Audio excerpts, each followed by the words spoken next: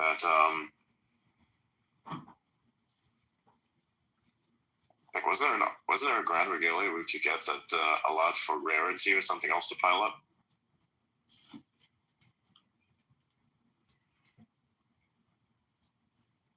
You know what I mean? Lies? I think Lies might have gotten knocked down to listener. Yeah, can you bring him back? Bruh.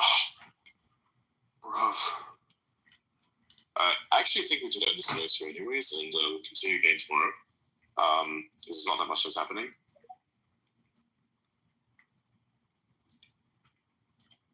Yeah, just kind of a chill night. This was nice. Yeah, it was cool.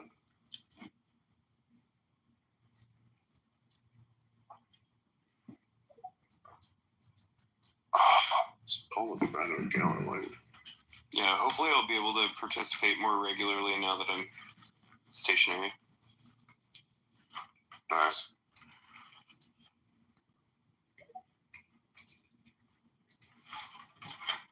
Stationary, man. You're a very stationary person, you know you are. You're incredible, but you really are.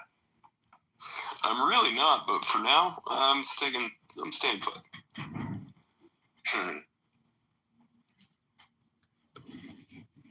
Yeah, pretty nice. Anyways, I think I'll end it here. Whoa.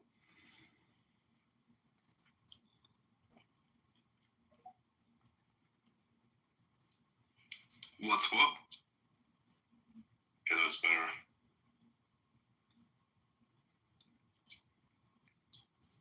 Looks good. Yeah, well, end it here. Thank you all for coming. This was very, very fun. It was nice. Catch us again tomorrow. All right. Good night. Good night, everybody. Yeah. Make sure to subscribe to Adrian. Oh, yes, definitely do that. All right, see you guys.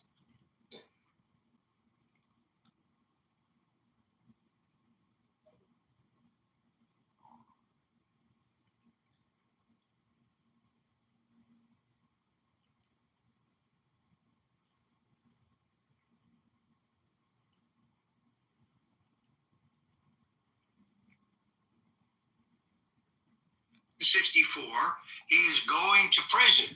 Certainly he's gotten back to LBJ. He's a man staring into the abyss. In his view, it is kill or be incarcerated for the rest of his life.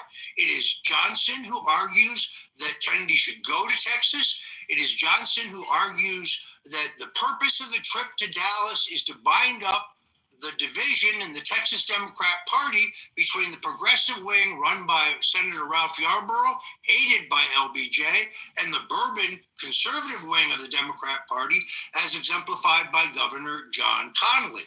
How interesting that on the night before the assassination, Johnson goes to JFK's hotel room in Fort Worth and argues for a change in the motorcade that would put Senator Yarborough in the death car with John Kennedy and allow the governor, John Connally, later a Republican, by the way, the man responsible for talking Richard Nixon into abandoning the gold standard and into having wage and price controls, Nixon's probably his two greatest mistakes, into Johnson's car. And JFK refuses. You know the mechanics. Everybody's like, where's the documents? Trump signed the order last Tuesday. Explain to people the law, the 15 days, and what you've been told. You tried to say it earlier and got cut off about how many documents we're about to see and your breaking news on that. I guess the larger point here is that with the release of that audio, you have nailed one of the most important parts of the conspiracy. This confirms what my book shows. Mac Wallace's fingerprints are found on the 6th floor of the Texas School Book Depository building. Lyndon Johnson, as the Senate Majority Leader, takes the unprecedented step of appointing himself to the Subcommittee of Defense Appropriations. The Majority Leader never sits on a committee, but Johnson is on the committee where the secret black box budgets of the CIA are prepared and increased. Johnson is the paymaster for the CIA. The CIA's motive? They believe that the Bay of Pigs invasion is a disaster because of Kennedy. But the plan given to JFK, Alex, calls for 29 Panamanian flag fighter jets flown by Cuban pilots to provide air cover for the men storming the beach. The problem is that Charles Cable, the brother of Dallas Mayor Earl Cable, a Johnson crony, cancels that air cover for the men storming the beach, therefore causing the disaster. When Curtis LeMay goes to JFK and says there's only one way to save the day, and that is to send in the Air Force, Kennedy refuses. This is why Kennedy distrusts the CIA. Then secondarily, there's the myth of the the Cuban Missile Crisis. We were told in numerous movies that brave Jack and Bobby Kennedy faced down Nikita Khrushchev and he removed the missiles. We now know, because of declassified documents, 50 years later, we find out that they made a secret deal with Khrushchev to remove U.S. NATO missiles from Italy and Turkey in return for a pledge to remove the Cuban missiles from Cuba. In this upcoming data dump, the CIA's fate will be sealed. As you know, the law that was passed in the late 90s required the total release of all these classified documents in the first year of Donald Trump's presidency. I brought it to his attention. I said, Mr. President, what are you going to do about the JFK documents? He said, what are you talking about? And I said, well, these documents are scheduled to be released unless you object. You have to object, some of them, all of them. But this date is fast approaching. He said, no, how come no one's mentioned this to me? I said, I don't know. Why don't you look into it? He came back to me and he said, well, you were right. I've got to make a decision about these documents. What do you think? I said, it's time to release everything. It's time for the American people to know. At that point, it had been more than 50 years. And he, in the end, released about 80% of the documents. What did we find? A number of interesting things. A memo from FBI Director J. Edgar Hoover to Lyndon Johnson saying that the KGB had conducted an exhaustive investigation into Kennedy's murder, and they had concluded that the ringleader was Lyndon Baines Johnson. We also learned that French intelligence had conducted an investigation, and they had concluded that the murderer, the ringleader of this conspiracy that involved the CIA, organized crime, Big Texas Oil, the banking interests opposed to Kennedy because he was for a silverback dollar, was the perp. We found Lee Harvey Oswald's 1099. Alex, he was on the payroll of the FBI. How was Trump convinced? Remember, he ordered them to release it, and they fought him on it 4 or 5 years ago. 5 years ago. Yeah, did I just hear you talking about how you convinced Trump to release this? I recommended releasing it all. I actually thought he was going to release it all. Then he released about 80% of it, holding back 20. And when I asked him why he decided to do that, he told me, and by the way, he also told Judge Andrew Napolitano the same thing, and he told this to Sean Hannity just 3 nights ago, that Mike Pompeo, the CIA director, convinced him not to release 20% because it would expose the methods and sources of the agency. And by the way, Pompeo, as you know, went on TV a week ago and bragged about that. So I love how Pompeo just got his security details pulled and everything. So we don't wish him any harm, but Trump really, we were worried months ago when Trump had him at a campaign event. We said, what is he doing? Keep the enemies closer. God, there's so many angles here. So, wow, you said it first years ago. Now he said it again recently. Trump says it's so terrible, I can't tell you. What is it? It is that the CIA, that the U.S. government was a major player in the assassination of an American president. By the way, once again, he told my friend Judge Andrew Napolitano the exact same thing around the same time. So now you have the confirmation, which you provided, of Johnson's role. That's the supervisory role. He is, as E. Howard Hunt, the famous CIA operative who just coincidentally is on the ground in Dallas in Dealey Plaza, pops up later as one of the Watergate burglars. How about that? There's a coincidence. 4 of the Watergate burglars just happened to be in Dallas that day. Alex, how likely is that? Except for they're all working for the agency. He says on his deathbed that he was a minor player in Dallas, but he says Lyndon Johnson was running the show.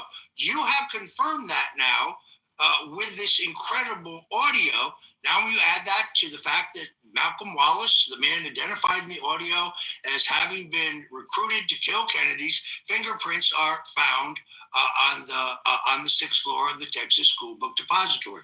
All the pieces of this puzzle are coming together, and I think President Trump is about to release the single most important piece, which is the CIA role.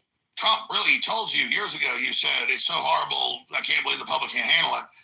And this is really the great reveals. The Bible says nothing hidden will stay hidden. You throw the deepest ocean, it will be thrown back on the shore. It will be known. And the reason I'm not scared is because we have the leader we have. This guy is a Superman. I mean, he's a force of nature. He is born for this moment, and now he realizes that his life was specifically spared for this time. And he realizes that this is his mission. This is why God spared him, for this moment. And this great reveal, the Kennedy assassination. We are, as you just said, a time where all truth will be revealed. There is no turning back now. They may try to kill Trump again, but they will not succeed because it is not God's will. It is not in God's plan.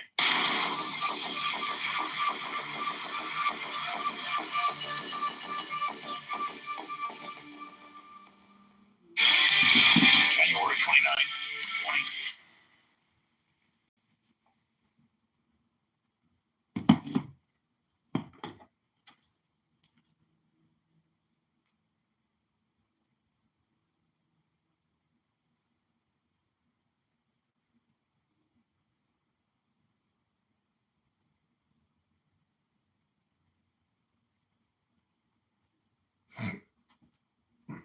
As an insult. As One an actual second. insult. He felt like he could get a pass because he wasn't calling out a black person, but I don't need a pass. One second, in a derogatory way, shows that he has that mindset. He thinks that What mindset? nigger is a stupid, illiterate, inhuman Well, person. it That's is. why he felt it was appropriate. Less to use than. the term. Whether he Less uses than. it to a white person, It is. or a black Well, person, fuck up, brother. Jesus Christ, man. I don't want to say it again, but he is a stupid person. Just shut your fucking mouth. Oh my God, you're British. Nobody wants to hear your stupid fucking accent. You shut up. God. Bitch. Who? What? Who said what? Something No, like she that. will. Home. Yeah. Oh, I feel like. man. So, B-Mass, I have a question for you. Yeah, go ahead, because I'm leaving. Yeah, do you really think, knowing all that you've heard so far, do you really think that, like, I have, like, racist intent? So, I got that, but, yeah, I understand about the pussy. I'm gonna be honest with you. I don't know you well enough, but I'll tell you this.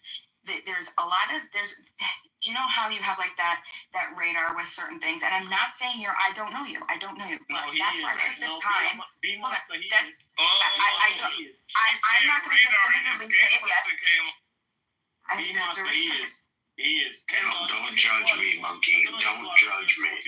See, like something like that, right? Like, sorry. Dr. Irresponsible, but I'm going to call you Dr. Irresponsible, right? That's what his name used to be. So this is the thing.